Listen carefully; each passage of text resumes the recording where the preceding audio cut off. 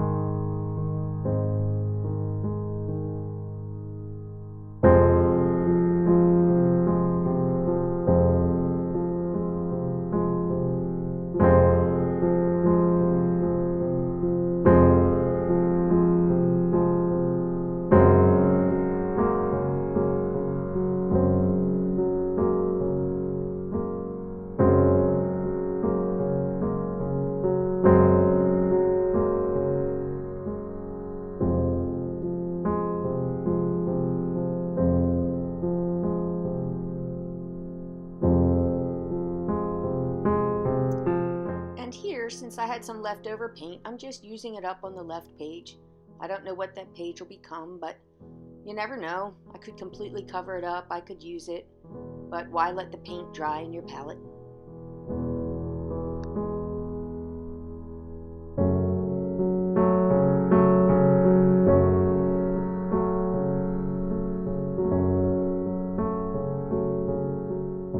Off screen, I did a quick sketch of a face with some graphite. I don't know if you can see it very well, but I wanted to get the basics in to make sure the eyes were straight. And now I'm going over with a woody 3-in-1 Stabilo crayon. I like the big chunky crayon. It forces me to be a little looser, and it's water soluble, so you'll be able to see the face a little better with this dark brown.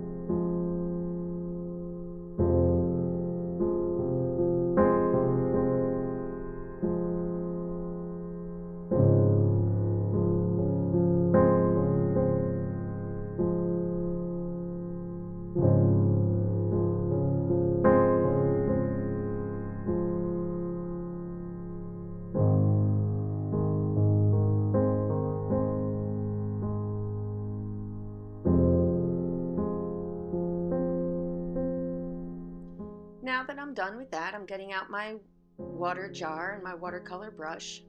I'm going to loosen up some of that brown and create shading with it. What I didn't realize when I left the paper porous without putting the gel medium on top, the matte medium, not gel medium, matte medium, that it's a little hard to tell what is wet paper and what is actually the brown Stabilo all creating shading.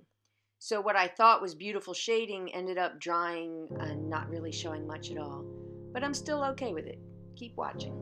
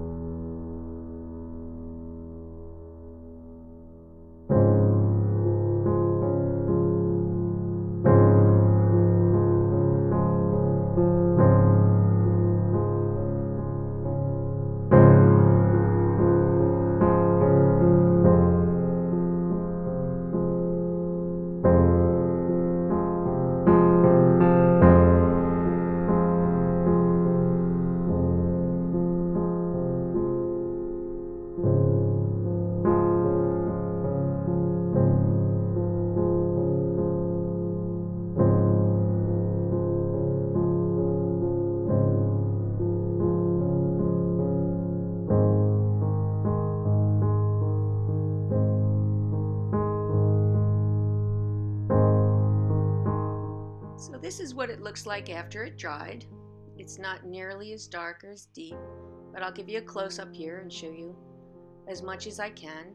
It's just the under layer. It's nice and loose. I'm kind of okay with it.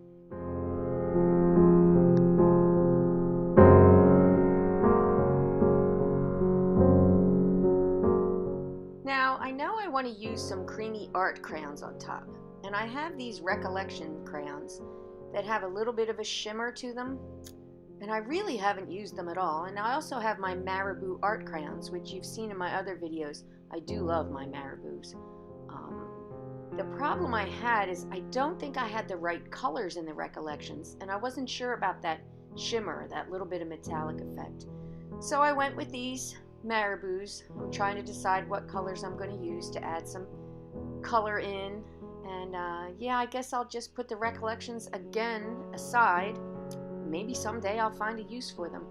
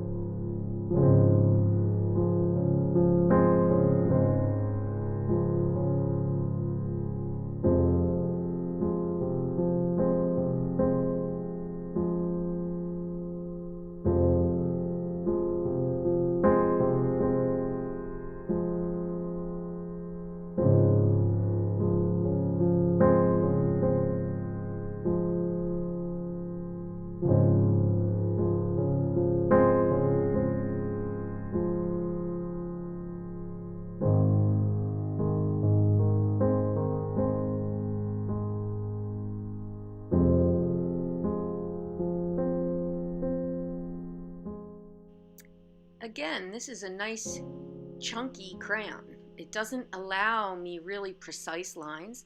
It doesn't allow me to be stiff.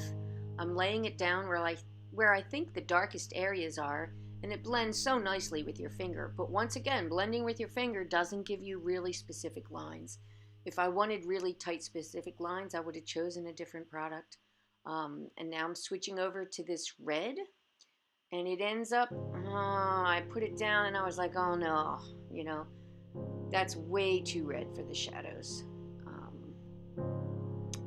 But no worries, I end up blending some green on top, figuring that green is complementary color and I'll turn it to brown, and it actually worked. So there you go.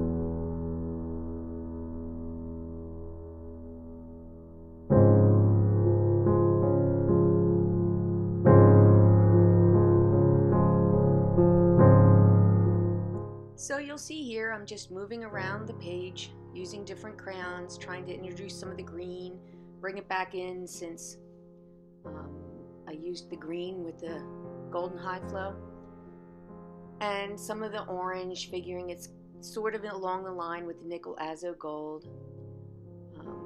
Basically, I'm just playing.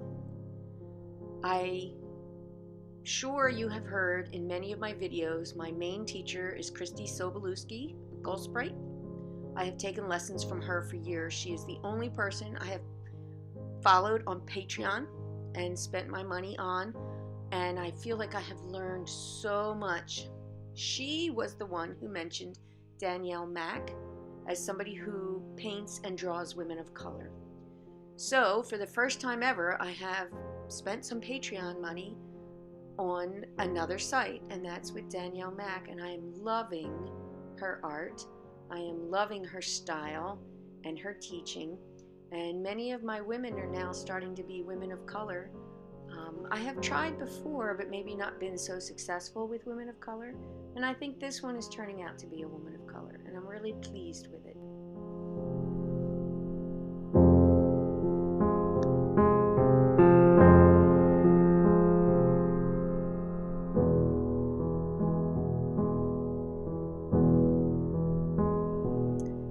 Now I'm just going back and adding some more darks, trying to define a little bit of the details. Once again, it's a chunky crayon, there's only so much I can do. And I thought I would bring out some whites in her eyes, even though there's a lot of white in those flowers, but see how the white just pops her eyes out? I debated going over some more skin tones and some more backgrounds, but basically, you know, this is just a simple art journal page, and I thought this was pretty much where it should end.